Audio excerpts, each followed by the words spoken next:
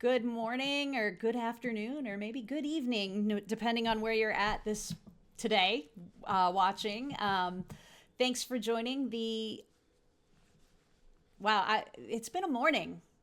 Uh, today's this is the Level Up with Your Sinclair Method coaching podcast, and I've got Claudia Christian with me here today.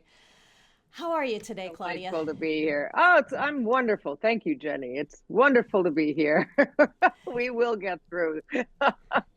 So, one of the questions I usually ask everyone as an icebreaker, since we're on Twitch, is about whether or not you're a gamer. However, you have something else in the gaming world, don't you? Some connections? Gosh, let's see. Maybe I'm Zalatath, the lead baddie in World of Warcraft, trying to destroy the entire universe. Yeah, I supply a lot of the voices for the characters in video games. I've been doing uh, World of Warcraft for at least I think 13 years, and Guild Wars 2 for 14 years, and I'm in Hearthstone and Halo and Final Fantasy 7 and you name it. Yeah, so it's a lot of fun. I enjoy doing video games, but no, Jenny, I don't play them. My last game I played was Mario Brothers. Solid game. Still a solid game. Game. I tried to watch some of the Skyrim stuff because I play like 13 characters in that game, and it's beautiful on YouTube, but I could never imagine trying to get it into the world and play it. I don't even have the equipment. So Pac-Man was a easy for me. That was good. That was good. That's good. So usually what we do here on Level Up is it's more of a conversational piece about coaching and some of the different things that we see as coaches, because what we've found over the years is that as great and wonderful as peer support is, the Hmm. advice on peer support isn't always the right advice for the individual. Right. So with coaching, we're able to really tailor not only the advice, but we're also able to help each individual understand a lot of the answers that they already know. Exactly. But one of the Yeah. things that they tend to not know a lot, and I want to start by talking a little bit about some of the false expectations that often cause people to just get frustrated needlessly when, in fact, their Sinclair Method journey is going really well, Hmm. but it's not meeting what their expectations are. So, can you talk a little bit about how you've seen that over the years as a coach? Yes, and it's interesting because years ago, you and I used to discuss this one thing that is sort of, we haven't really brought this up in a long time, but you have to think about how long it took you to, not you because you didn't suffer from AUD, but how long did it take me to develop AUD? How many drinking sessions did it take me? How many bottles of wine? How many beers? How many drinks? How many comfort seeking little missions or reflexes or knee jerk responses did I do in order to form these neural pathways, this pattern of behavior? And when I look at it for myself, I mean, I like many people drank underage, and so we're talking about years and years and years and years and years until it finally caught up with me. So where is this expectation that a magic pill is going to fix all of that, plus the emotional trauma or reasons why you drank in the first place in a month? I mean, I know we're a society of, immediate gratification is not fast enough. However, there's a physiological response here and something to take into consideration, which is, you have learned this behavior and now we have to unlearn the behavior. Pavlov's dog did not unlearn the behavior of salivating at the sound of the bell and expecting food automatically. Long time for that dog to unlearn the salivatory response to the bell. So what I see in coaching is somebody saying, well, I read your book or I saw your documentary and in 3 or 4 months you reached extinction. I'm like, well, I did really well to naltrexone. But if you follow my journey for 9 years, it wasn't perfect. It was great for the first four, but I had a spectacular relapse, which I talk about ad nauseum in year five. So you have to look at your recovery journey as just that, your recovery journey, not anybody else's. You're not comparing to somebody else online or in your family even. Everybody drinks for a different reason. Everybody responds to naltrexone differently, and everyone goes along their same different path that is only unique to them.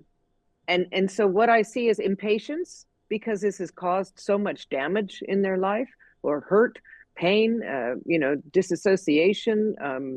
They want their life back, and now they see in the first few sessions maybe that they're drinking less, but they want to immediately be back to normal. And I think what we have to ask them is, was that even normal when you thought it was normal?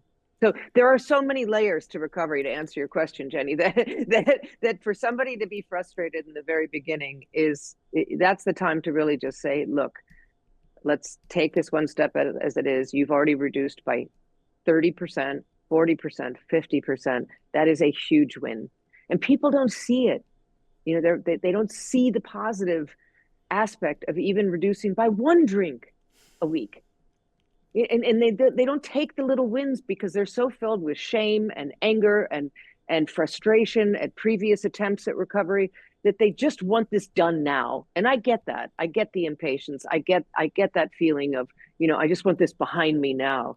But you've got to understand, this is not an overnight miraculous trick. No recovery system is an overnight trick. I mean, not even, the miraculous Ozempic for weight loss takes time. All these things take time. Habits take time to change, months and months and months. So yes, I see that in my coaching sessions, and I spend a lot of time talking people down and highlighting the positives. Like, oh, they'll just sort of casually say, well, I did leave a half a beer night. I'm like, oh my gosh, when was the last time you ever left half a drink anywhere? I know for me, when I was actively drinking, there was not a half of anything in the house. So that's massive. That's normal person behavior. They can't see that is sad. And I have to show them that is a huge win. It's just that we're hard on ourselves, I think, in general, Jenny. I mean, you know that, and I know that. We as humans are very hard on ourselves. We expect perfection, and nobody's perfect. Well, and then again, you've got the social media that kind of feeds this. You'll see the stories of people who say, and then I just suddenly realized, you know what? I'm done with it. I've reached that point, and I just no longer wanted alcohol. And it seems to me as though it's kind of that overnight success syndrome, where what you're seeing presented in a post is that person's feeling of right then the success, that overlooks all of the skill building and all of the healing and all of the nights of frustration that they also had. Yes. And I mean, you're in an industry where the whole concept of an overnight success is touted, and yet how much of a lie the whole concept of overnight success is. Can you talk about that a little bit? Because I mean, even you mentioned, yes, you reached extinction in 3 months, but that didn't bring you to your goals. You still drank for 9 years. When at times that maybe you didn't want to, or you drank over. I mean, obviously with the relapse. Yeah. So that extinction in an unhealthy part, manner. The extinction part, that part that naltrexone did for you was the small part. It's huge. Yeah. It's huge in its impact, but that's the small part of the process. And I think because there are so many who still see extinction as a destination and not what's happening every single time you tell your system that alcohol does not equal a reward. Yes. We're mixing up the difference between responding to the medication, so it's working in your system biologically, and the results that you Hmm. see from Yes. that. And so what's happening is people are reaching those goals and then discounting, even amongst themselves, all the hard work that they actually did to get there.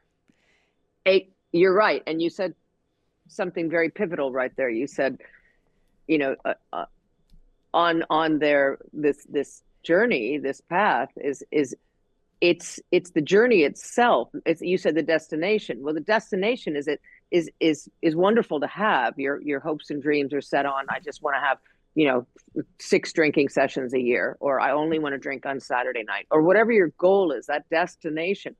But if you ignore the journey, then you're going to end up like me. First of all, I probably would have gone abstinent years prior had I done the work.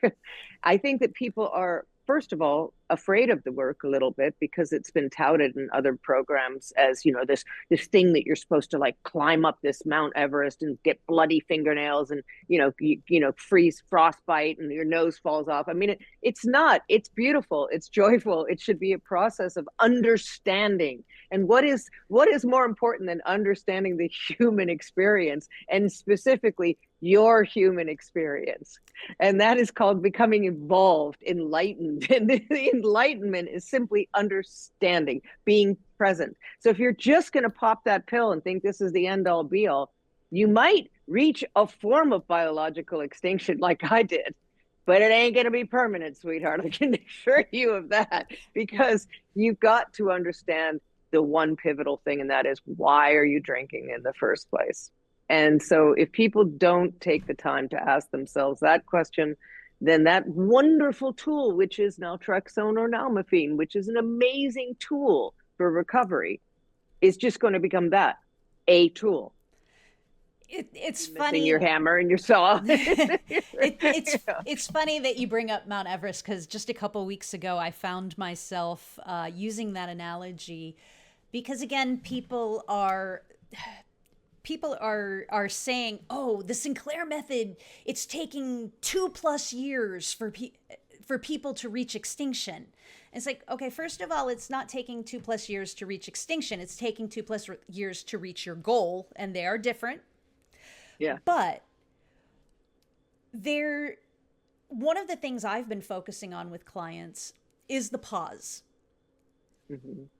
As you mentioned in your analogy, people are assuming that the work is clawing your way up the mountain and getting just brutalized by the elements on the way, because this is what it takes.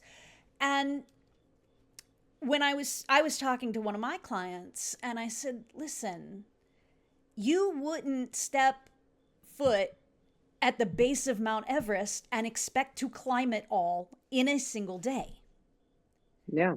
You could start out at the same place as someone else and recognize that you're tired at a certain stopping point and you want to put up camp and pause, because you know that it's dangerous in your tired state to push forward, because you can cause more damage. That does not make it good or bad or better or worse than the person who had the energy to continue up to the next base or to the next camp. Mm-hmm. And sometimes you intend to pause because it's the healthy thing to do. It's actually part of self-care. You've achieved a bit of success, and so you pause to enjoy it, to recognize that you are doing well, and to make sure that it sticks. Well, that's just it, Jenny. People dive in with this energy, and you've seen this. I want to become a TSM coach. It's like, How long have you been on TSM? It's been about 2 weeks. 2 weeks. Yeah, yeah. I was like, okay, this enthusiasm and I, willingness to give back to society is fantastic. right. I Don't get love us it. wrong. Yeah, I love it too, and it's beautiful, and it's what recovery is all about: is sharing, the word and the help and the information and the education.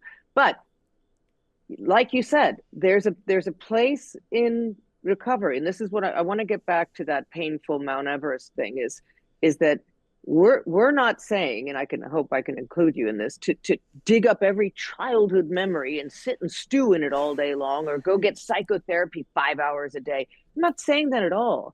It's the action of simply asking yourself, why do I need a drink right now? It's the observing your behavior in order to then therefore understand your behavior and maybe link it to something, slowly. It's a slow process. It can be, when I say it can be a beautiful process, because you can start making connections.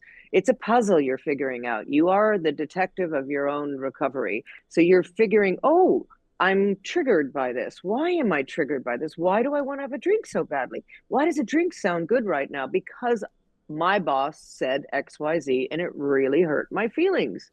And why did it hurt my feelings? Because that's something my father used to say to me, or wow, I'm really getting defensive here. Why? Because it hurts. Okay, what's a better solution in this moment instead of drinking? Maybe to write a really clear, boundary giving email or letter to my boss, or prepare a little speech so that this doesn't happen again. And if you can't do that, go to the gym and work it out. Go to the gym and work out. Because Exactly. Or sometimes you can't call a say the friend. things. Sometimes you can't say the things you want to say. Call Sometimes a you're friend you're and you're yeah, not in a bitch about it. position that you can even do that, but there are other alternatives. And that's Absolutely. and that's the thing, is like you said, people envision that journey up the mountain as being Yeah. brutal. But Yeah. instead, you make some progress. Maybe you want to stop and take some pictures. Maybe you want to enjoy it a little bit, breathe in the fresh air. Get Mm-hmm. curious about what the next best step is to get where you're going. Because Yeah. it the more you enjoy it. And I actually saw an article just a little while ago, and I think it was just about behavior change in general. It said that, scientifically speaking, studies are finding that the more you enjoy the change you're trying to make, the more likely it is to stick. So it, like, I find that at the depending on when people come to me in their TSM journey, if they're in the beginning, yes, it's about, okay, how do we build that confidence that you are able to make the decision whether to drink one more or not. Mm-hmm. And after a certain point, I find that with a lot of my clients, we're not even talking about alcohol anymore. Like, my heart wanted to burst open the day one of my clients said, okay, the alcohol is good. It's everything else that I need to. And I'm like, and we literally talked about not drinking for the entire session. We talked about other things because those other skills, the capacity building, the self-care when things get Mm-hmm. rough, those were the things that were more helpful, because they had reached a point where they felt okay with their drinking, Yeah. but they knew they needed more skills to For life. stay okay with it. And Yeah. that's I find that a lot of people struggle with two things, and that is learning where that choice is being given back to them, because for so long, in the throes of addiction, there is no choice. It's, you don't have a choice to drink or Mm-hmm. not. Naltrexone, over time, through the extinction process, you start getting that choice back. That those Mm-hmm. moments when you say, I didn't really want to drink that last drink, but I did it anyway. And it seems to be so mind-blowing to people when I say just pause at that choice and recognize that it's now yours, and don't judge your decision either way. Yeah, Drinking good exactly. or drinking bad, alcohol, Oh, stopping good, because like yeah. there's so much judgment that goes into what the outcome of the choice is, Hmm. that people are failing to recognize how significant it is to even have and notice you have the choice to begin with. Oh, I had a client the other day who's been on it for 3 months. She was an every night drinker, and she went to a party, and she said she was very sort of embarrassed. She said, "Well, I really overdid it. I had 5 small glasses of wine over the course of the lunch and dinner," and I started to laugh. I said, 3 alcohol-free days last week. So are you beginning to see that maybe you're being a little hard on yourself and you're not seeing the forest through the trees? I mean, literally, you have dramatically changed your drinking habits in 3 months. See, it's interesting how people just don't see that those profound changes, which can be incredibly small, like a half bottle of champagne remaining in the refrigerator, when before it never would have been. I mean, these are significant changes, and I'm glad that people are encouraged to pause, because in this life, when everything is so fast and immediate, everybody wants everything right now. They want more money, more fame, more this, more that, better relationships, better this. You can't really rush this process, and if you look at it as something enjoyable, like you said, if you look at these changes as really enjoyable, like, wow, I feel better in the morning. Gee, I performed better in the gym. Gosh, I was so clear at work. I gave really great responses in the meeting, and I felt proud of myself. I mean, if you take the time to revel in those beautiful changes that are occurring because you're drinking less, then you're more apt to stick to drinking less, because why is everyone so afraid just to give themselves a pat on the back? And I know what that is like, because of the shame and stigma attached to having a substance use disorder. Yeah, and So the other thing I see is that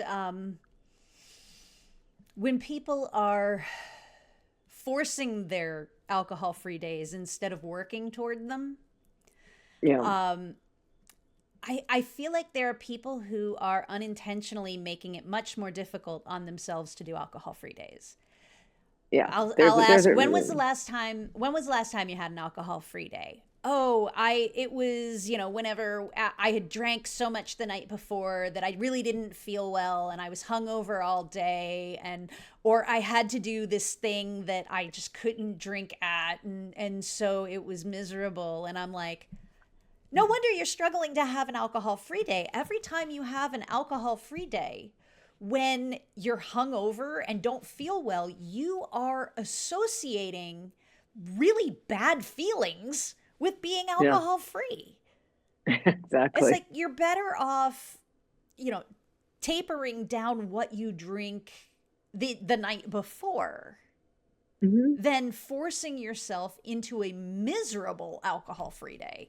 You want those Mm. alcohol free days to be something that you are looking forward to, Or they're because spontaneous and organic. I mean, yes. there's the spontaneous because you realize at 6 o'clock that you have had no desire to pour a glass of wine, and that bravo. But I think that's peer pressure too, Jenny. I think people are, they're comparing themselves with other people who are like, oh, I'm in day 10 of TSM and I've had 2 alcohol-free days. Well, we don't know if that individual was a nightly drinker. We also don't know how much they drank, or if they were physically dependent on alcohol, which would put you in a whole different category. When the wordage was changed to alcohol use disorder, it was to reflect the multicolored array of different types of drinking. And so one person who, drinks a glass of wine every night is substantially different from me, who could drink 4 bottles in one day and nothing for the next 8 months. I mean, you know, so compare, folks. You cannot compare yourself to anybody. This is your journey. If you get help from social media or from forums or from groups or from participating in meetings with other people on the Sinclair method, take everything for its informational purposes only, not for comparison. Do Right. not compare your journey. You can take it for informational purposes only, like, oh, anecdotal experiences, like, oh, that's interesting that that happened at 6 months for that person. File it away. But don't expect that same thing to happen to you at 6 months. Yeah, I mean, Yeah. I hear people all the time. Yeah, well, people just say, "Well, what if you just go for a walk?" And then there are like physical ability differences or Yeah. situations where people literally just cannot get up and go for a walk. Yeah. Yeah. And Exactly. it's like, yeah, Yeah. go for a walk is a great it is a great piece of advice if you're trying to Able fight bodied. fight boredom. But Right. right, it's great advice for a specific set of people, not for everyone. I mean, what if you're an agoraphobic? You can't leave the house and take a walk. I mean, there's a million different reasons why everything has to be personalized, which brings us back to coaching. I think Yeah. that's why coaching is so important, because you get a very personalized approach when you take a coach on, and that coach listens to your past and your behaviors and what you want to change and what your goal is, and how long you've been on it and how you drink and what you drink and what your background is like and what your triggers are. And then you can formulate a program, and you can also get real-time feedback as to where you actually are, in terms of successes and in terms of things maybe you can alter a little bit or add to your recovery program. So I think that takes a lot of the questioning out of it when you have an expert with a lot of experience actually saying, no, you know what, you're doing great. Actually, Yeah. um, And so I hey, think, how yeah, does this, do you think it would be difficult, based on what you're saying, to do this one thing? yeah, And yeah, usually all that is that's finding the answer within the person e- themselves. exactly. Um, Well, but I would say that other than the people who are just starting the Sinclair method, almost every single person that I have coached has come to me feeling stuck and as though maybe this isn't working. yeah, And within 2 or 3 weeks, they're having, and a lot of people even within the first week are having additional reductions and finding certain things easier, and sometimes they try things that don't work, and so we're like, okay, well, that didn't work for you, so let's look at that, let's analyze it. What is it that doesn't work? yeah. And that's what makes a coaching session productive and viable. And over time, people, I mean, I know that, and I know this is anecdotal research, but I see people get significantly better and clearer of mind uh, within just a session, because they thought that they were doing XYZ wrong, or they didn't think this was a success, or they were trying to hack the method in the wrong way. The Sinclair Um, method is the hack. is the hack, It exactly. is the But hack. but it is interesting. I mean, you and I were privy to a conversation just the other day where even we learned something that was, I mean, in my humble opinion, was eye-opening, because we've always said to people, take the full 50 milligram dose. And now there's a company that has a sublingual 25 milligram dose that's, I mean, touting the efficacy of that. So, And and I cannot wait to see the studies on yes, that, knowing yes, that a large portion of our opioid receptors are in our stomach and gut. If we're yes. bypassing that process, are those receptors getting covered? Yeah, it'll be really I interesting to like see, there but yeah, it's fascinating. It's something that if it works, it's going to be a game changer. yeah, yeah, Um, it would be, but we do need more but more experience. You Yeah. remember also the doctors that were saying that when people start TSM, they should force themselves to take the pill every single night for 30 days. And that's the antithesis of what Sinclair said, which was only take the tablet if you're craving alcohol. So there's always this. It's interesting. It's like here's a perfectly simple method that people have made so complex or question into such depth that it's so interesting because how many people have really questioned going and sitting in a room and reading 100-year-old book with a bunch of strangers in a meeting run by another alcoholic? I mean, did anybody say, this is a little weird? Is this supposed to change my compulsive disorder of the brain? But they question this dead simple method, which is you take a tablet an hour before you drink alcohol. Yeah. That was the original Skinner box rat method. Like give the animal the opiate blocker, then access to alcohol. It was as simple as that. And now, because we're human beings, and not everybody has a nice boss or a nice spouse, that there's so many more complexities to Right. recovery for. Yeah, Yeah. because there are people who, because of side effects, might be instructed by their Yeah. doctor to take half a pill every night for 2 weeks just to acclimate to the medication. Yes. You know, that's not right for everyone, but for some people, that is absolutely a great thing that their doctors are tuned in to working with them on. Yeah, there was no Um, such thing as titrating up when I started. There was like, you popped a pill. In fact, they didn't even tell me to eat because nobody told me because all I had was Roy's book. Nobody said, you better eat something.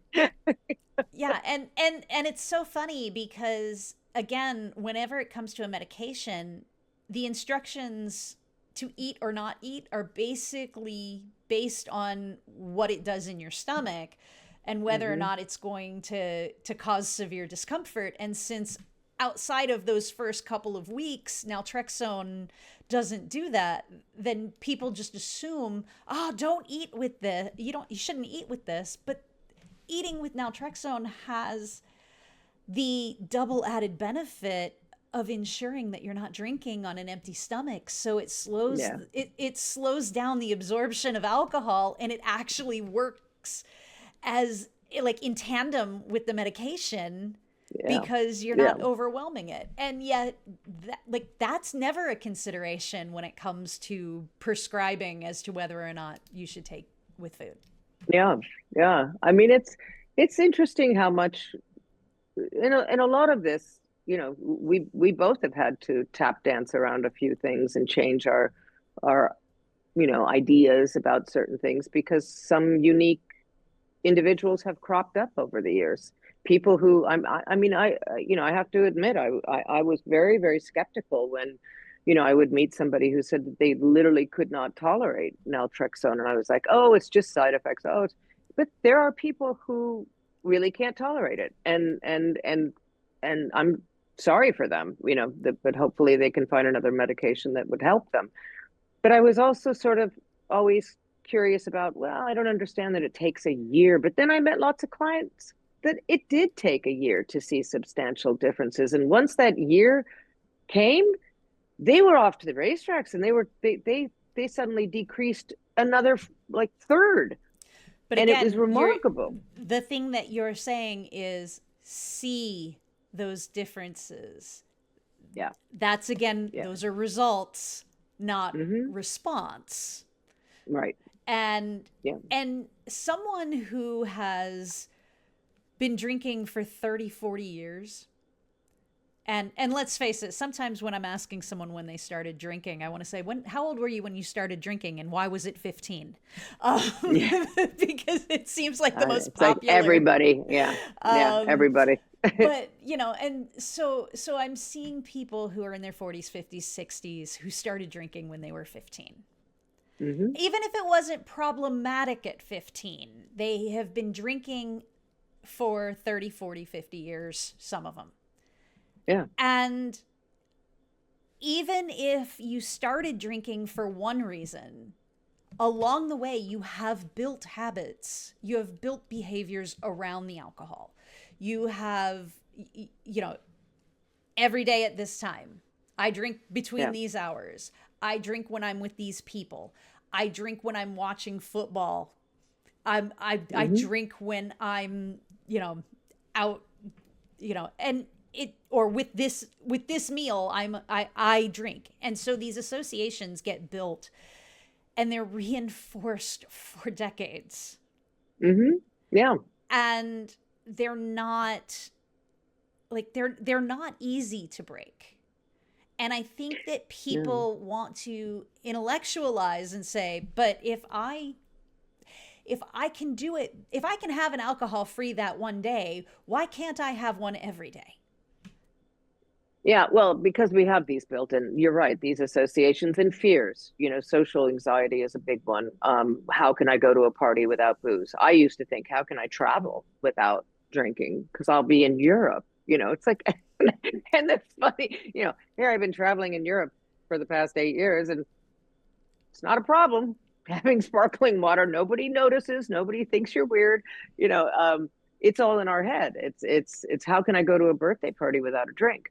How can I watch a football game without a beer in my hand? And it takes time, and eventually you do find that it's easier and easier. But getting back to what you said about not forcing the issue, of allowing it to happen, and I think people put too much emphasis on demanding things of themselves when the last thing you want to do to somebody is deny them. This is the whole point of this method is giving you the ability to choose. So it gets rid of your cravings, and cravings are what make us choose alcohol for any reason, for no reason, just mindlessly. I feel a craving, or I'm feeling discomfort or feeling, so I'm going to grab alcohol. So once you control the physical and emotional cravings for alcohol, then you're reduced to, why am I drinking on a Wednesday night when there's nothing going on socially? And do You know, you think a lot of that struggle in trying to figure out why is because people are still in that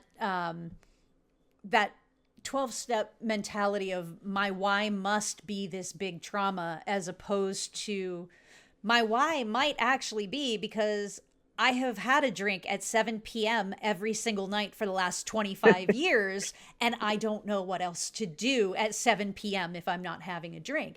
And absolutely. Yeah. so if you can just expand a little bit on how you know just learning to be curious by at looking at the whole situation without judging.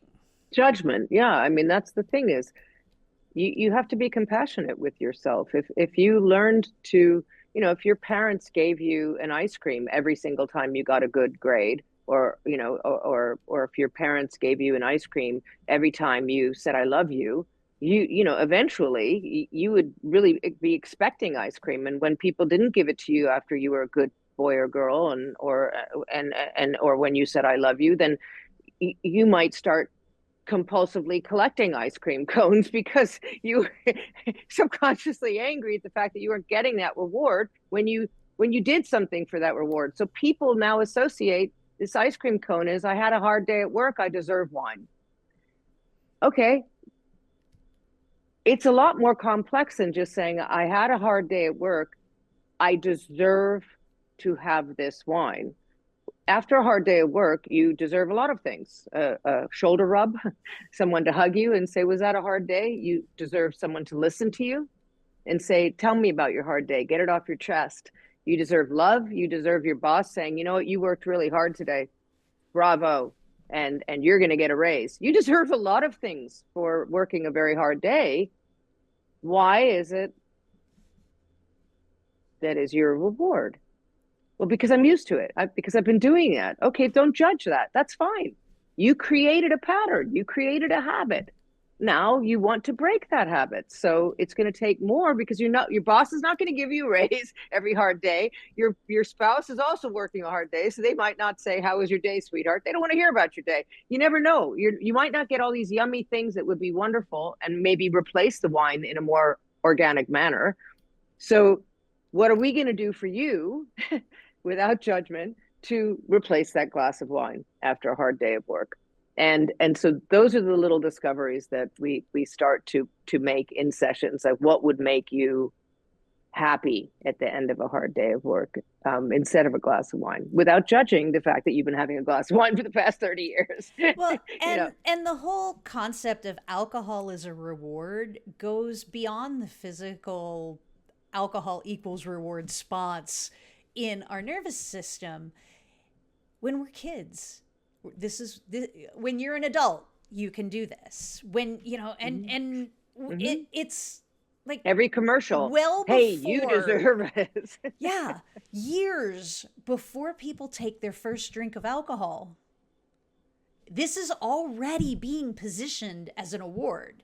You have, when you've had the a guy hard comes day, home from work. yeah, Yes. yeah, 1950s movies, the black and white movies. Guy walks in the door, the wife has the whiskey on the rocks waiting. Here's your drink, dear. and you I and mean, you it's see that subconscious. as a kid, and so we are societally wired before we Yeah. even start drinking to Yeah. see that this is a reward. And Yep. so why would anyone believe that just, taking a pill and drinking is going to immediately Get rid of the brainwashing. rewire all of that? Yeah, and a lot of it really is that. It really is. It's a very subtle brainwashing, basically, because That it is brainwashing it is since, the yes. same it is the same message over and over before you ever have your first drink. And the thing is, most people, that first drink, you're like, oh, or you get sick, or there's something unpleasant, and because you've overdone Exactly. it. And yet, that addicted and non-addicted alike, that doesn't stop people.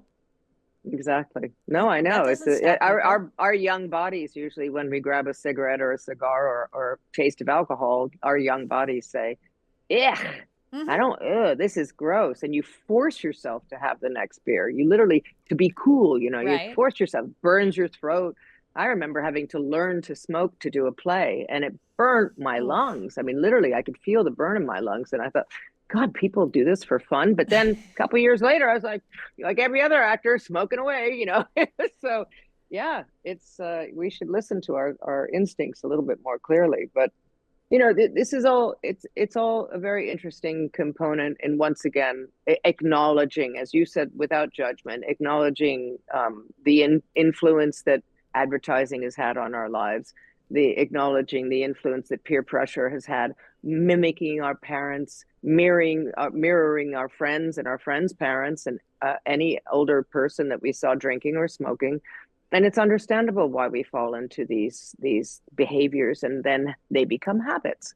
So I would say to anybody that's seeking a solution to their drinking, excess drinking, would be to be kind to themselves, and to be non judgy, and to examine slowly life and your behavior, but also to take into consideration that any medical treatment is not going to fix something overnight. You don't go to one acupuncture session and that's homeopathic and you're cured for the rest of your life normally. You don't go to one AA meeting and suddenly you're like, I'm free.